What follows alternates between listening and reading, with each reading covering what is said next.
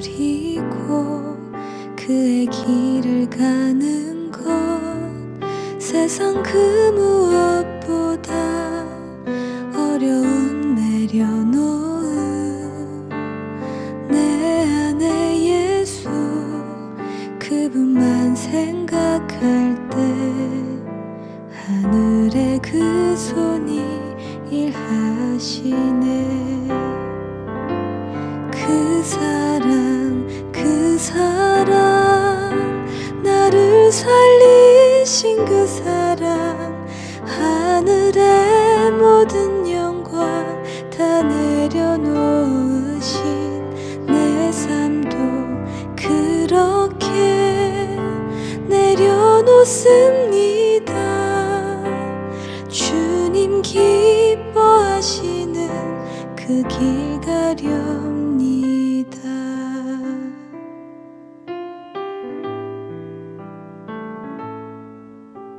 그분의 마음 그분의 시선 그분의 원하심을 내 맘에 두는 것 십자가 그 길 그곳에 나설 때에 주님 나를 통해 일하시네. 그 사랑 나를 살리신 그 사랑 하늘의 모든 영광 다 내려놓으신 내 삶도 그렇게 내려놓습니다. 주님 기뻐하시는 그 길 가렵니다. 나를 향한 그 사랑 온 땅을 덮고 나를 주님의 길로 인도해 주시네.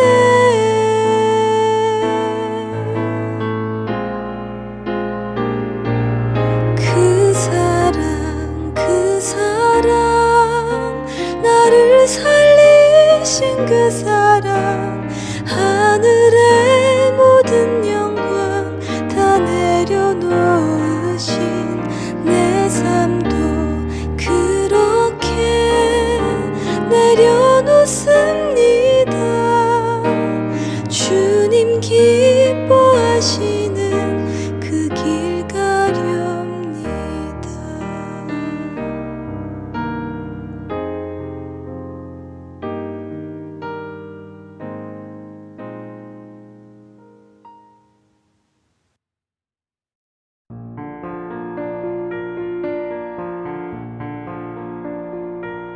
하늘에 계시다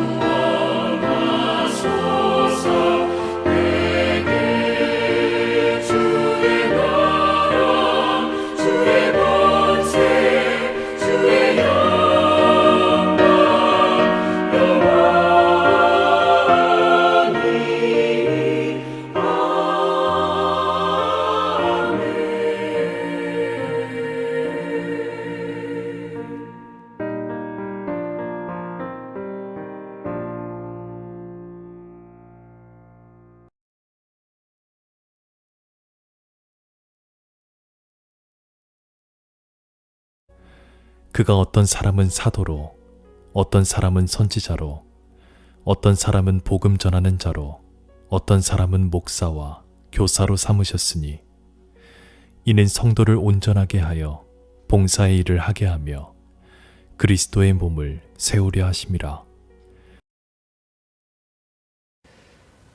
성도 여러분, 요즘 아침마다 에베소서 말씀을 통해서 나는 예수다 라는 말씀을 들으니까 힘이 나십니까? 아니면 마음이 무겁습니까?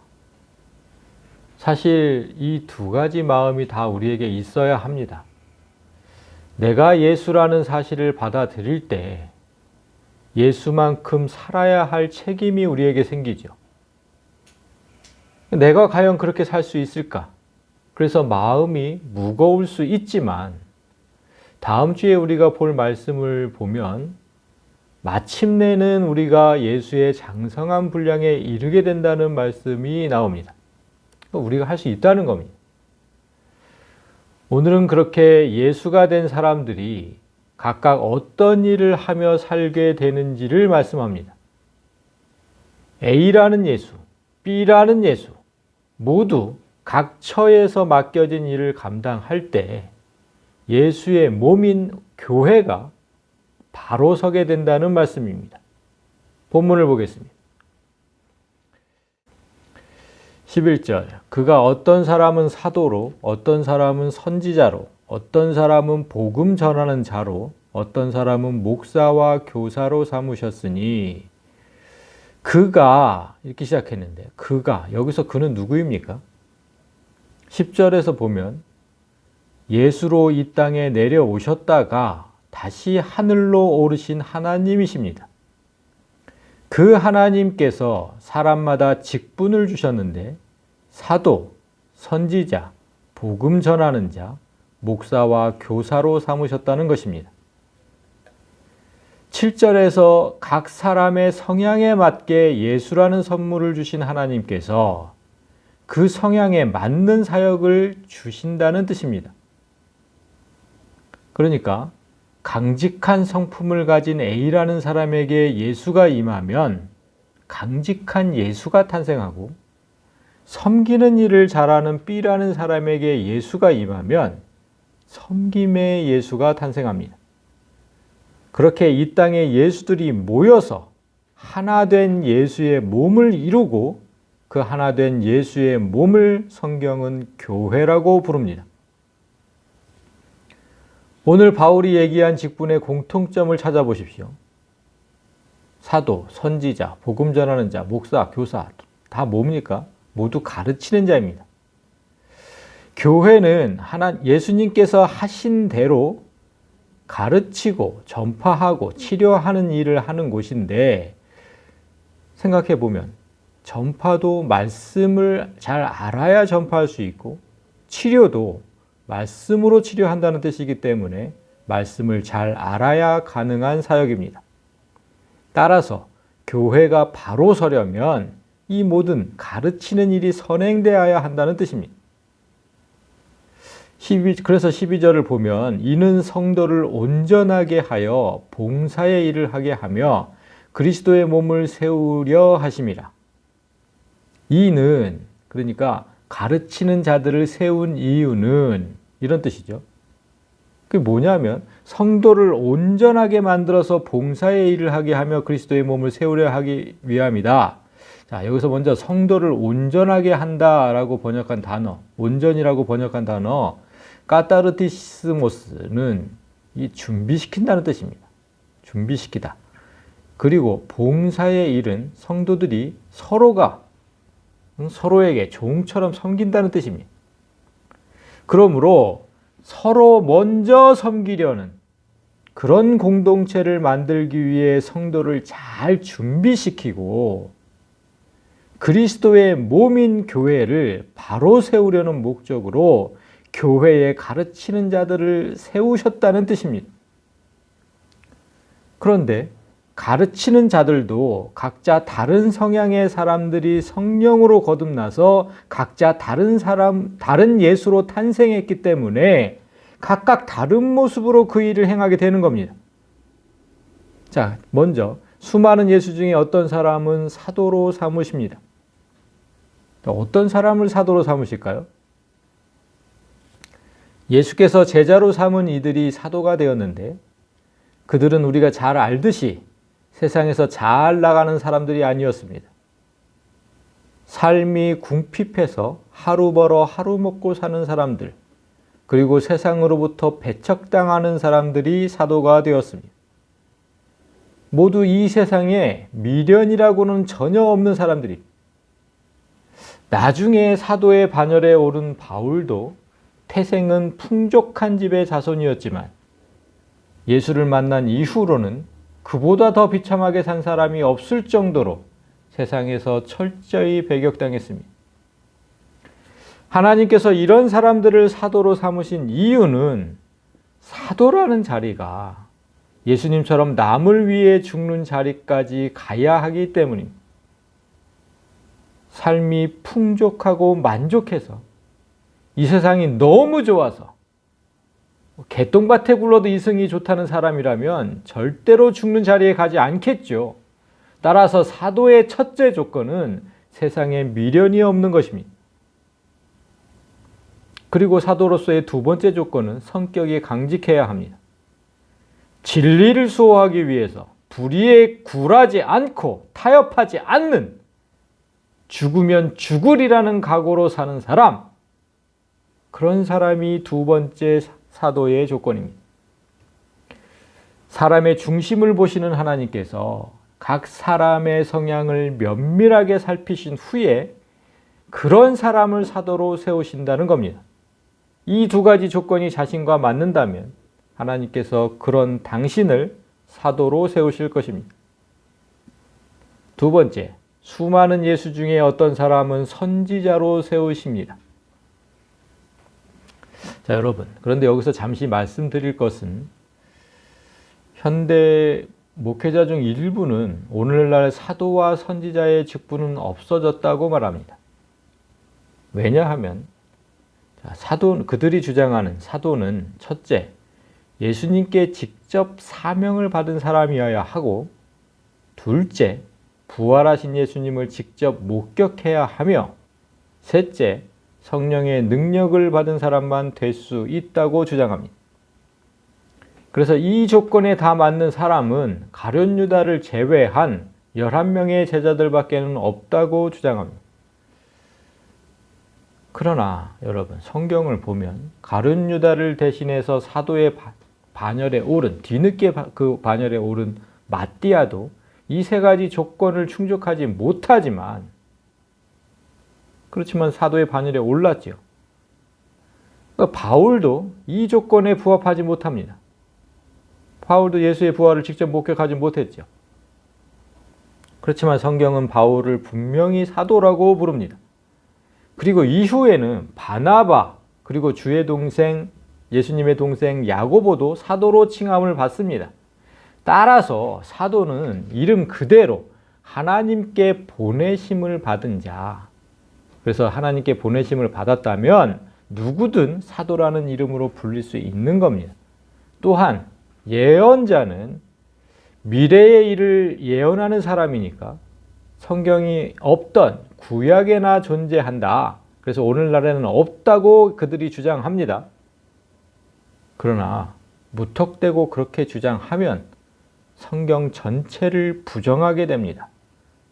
자, 신약 성경 고린도전서 14장에 보면 사랑을 추구하며 신령한 것들을 사모하되 특별히 예언을 하려고 하라.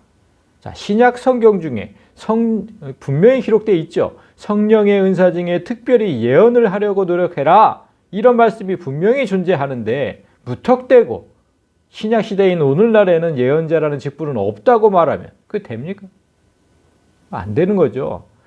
그래서 이에 관해서는, 예언자에 관해서는 구분을 해서 말해야 됩니다. 만약 어떤 사람이 성경에 없는 미래의 일을 예언한다면 그 사람은 거짓 선지자가 분명합니다. 그러나 성경에 기록된 말씀을 성령의 도움으로 바르게 해석하여 전하는 사람은 참 예언자가 맞습니다. 구약의 예언자들이 하나님께서 말씀하신 그대로 전하지 않았습니까? 신약의 예언자들도 똑같습니다. 하나님께서 말씀하신 그대로 전하는 겁니다. 도대체 뭐가 다릅니까? 성경을 읽는다고 해서 누구나 다 하나님의 뜻을 깨닫습니까? 그렇지 않습니다. 성경에 기록되어 있지만 아무도 알지 못했던 비밀들, 감추어졌던 놀라운 비밀들을 성령의 도움으로 먼저 듣고 먼저 깨달아서 먼저 전하는 자가 예언자입니다. 미리 전한다. 미리 말씀한다. 예언자.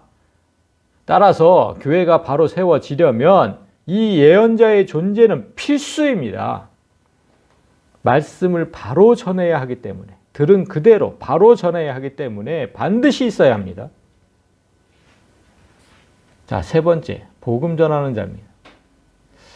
이 복음 전하는 자는 아직 복음이 전해지지 않은 곳을 찾아가서 복음을 전하는 모든 사람을 뜻합니다. 오늘날 선교사들이 세계 각지에 나가서 복음을 전하는 것은 당연히 이에 해당하고, 국내에서 복음을 듣지 못한 사람에게 복음을 전하는 것도 이에 해당합니다.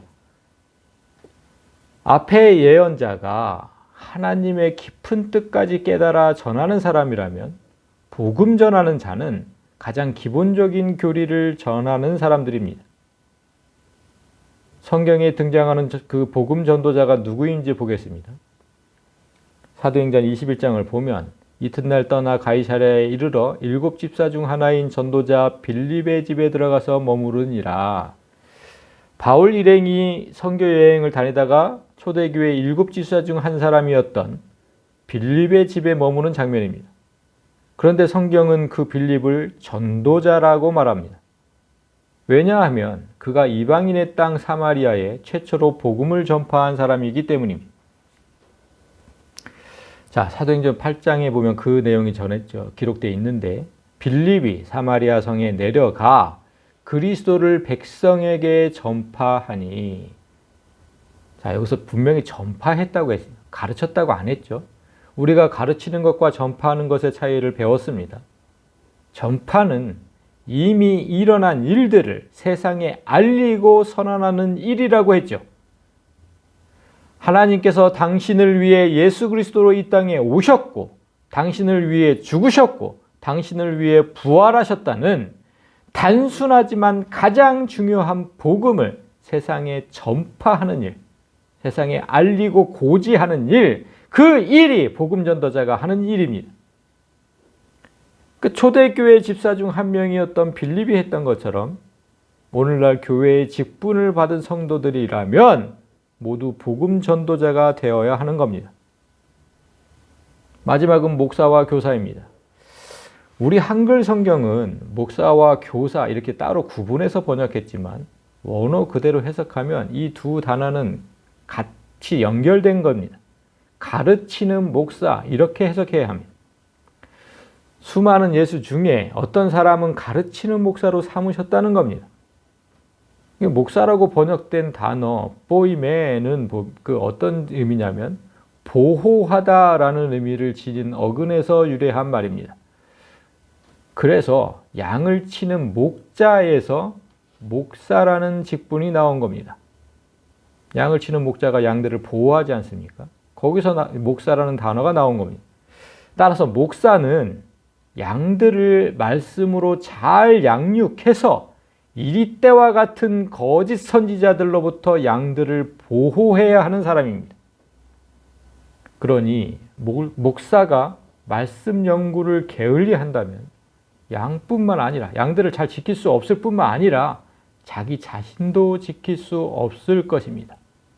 따라서 이런 사람을 하나님께서 면밀히 잘 살피셔서 목사로 삼으셨다는 것입니다. 성도 여러분, 오늘은 단 2절의 말씀을 통해서 교회가 어떻게 바로 세워질 수 있는지를 배웠습니다. 오늘 소개된 직분은 모두 하나님께서 각 사람에게 맞는 사역을 주시고 그 일을 하게 하셨다는 데 의의가 있습니다. 따라서 만약 하나님께서 주시지 않았다면 그 일을 해낼 수가 없습니다.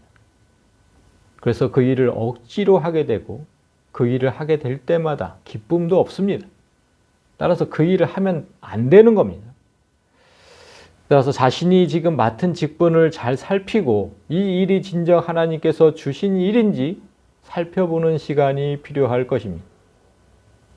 각자에게 맡겨진 사역을 잘 감당해서 온전한 예수의 몸, 온전한 예수의 교회를 잘 만들어가는 여러분이 되시기를 진심으로 소망합니다.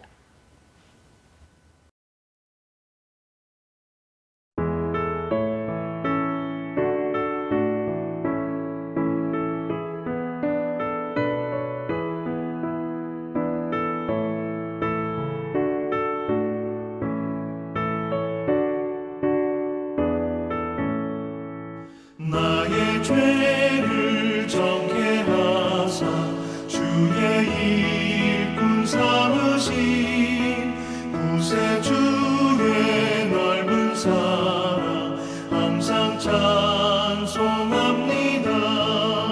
나를 일꾼 삼으신 주 크신 능력 주시고 언제든지 주 뜻대로 사용하여 주소서. 내게 부어주시려고 은혜 예비하신 주 주의 은혜 채워주사 능력 있게 하소서. 나를 일꾼 삼으신 주 크신 능력 주시고 언제든지 주 뜻대로 사용하여 주소서.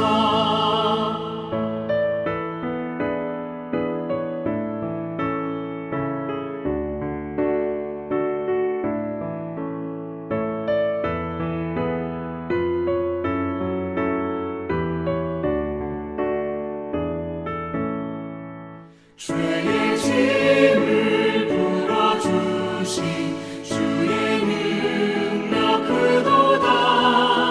나를 피로 사신 예수 내 맘속에 오소서. 나를 일꾼 삼으신 주 크신 능력